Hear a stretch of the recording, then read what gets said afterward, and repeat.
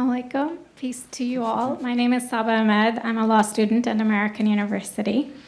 I am here to ask you a simple question. I know that we portray Islam and all Muslims as bad, but there's 1.8 billion Muslim followers of Islam.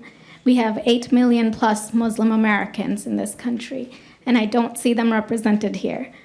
But my question is, how can we fight an ideological war with weapons? How can we ever end this war?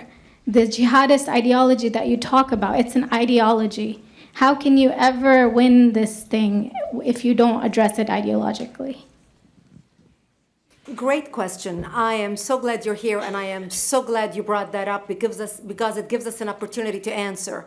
What I find so amazing is since the beginning of this panel, which we are here about Benghazi attack against our people, not one person mentioned Muslims. We are here against Islam, or we're launching war against Muslims. We are here to discuss how 4 Americans died and what our government is doing. We were not here to bash Muslims. You were the one who brought up the issue about most Muslims, not us. And since you brought it up, allow me to elaborate with my answer. There are 1.2 billion Muslims in the world today. Of course, not all of them are radicals. The majority of them are peaceful people. The radicals are estimated to be between 15 to 25%, according to all intelligence services around the world. That leaves 75% of them peaceful people. But when you look at 15 to 25% of the world Muslim population, you're looking at 180 million to 300 million people dedicated to the destruction of Western civilization. That is as big of the United States. So why should we worry about the radicals, 15 to 25%? Because it is the radicals that kill. Because it is the radicals that behead and massacre. When you look throughout history, when you look at all the lessons of history, most Germans were peaceful. Yet the Nazis drove the agenda. And as a result, 60 million people died. Almost 14 million in concentration camps. 6 million were Jews. The peaceful majority were irrelevant. When you look at Russia, most Russians were peaceful as well.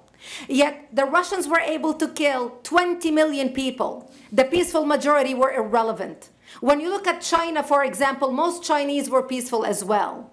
Yet the Chinese were able to kill 70 million people. The peaceful majority were irrelevant. When you look at Japan prior to World War II, most Japanese were peaceful as well. Yet Japan was able to butcher its way across Southeast Asia, killing 12 million people, mostly killed with bayonets and shovels. The peaceful majority were irrelevant. On September 11th in the United States, we had 2.3 million Arab Muslims living in the United States.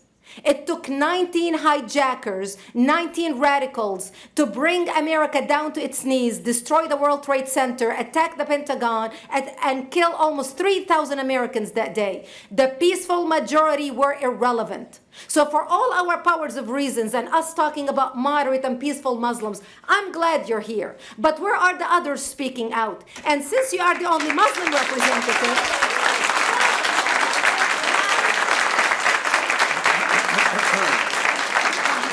save the applause till the end.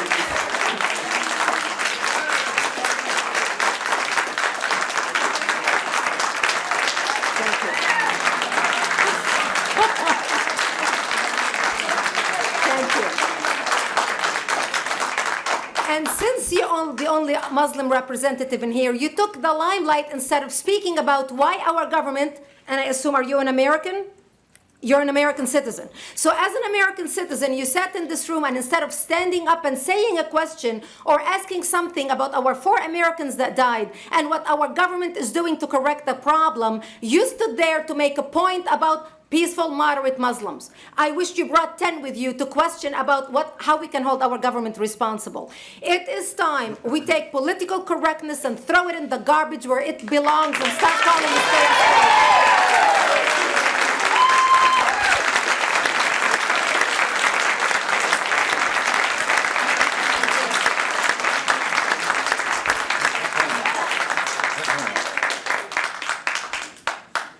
And there will be refreshments afterward.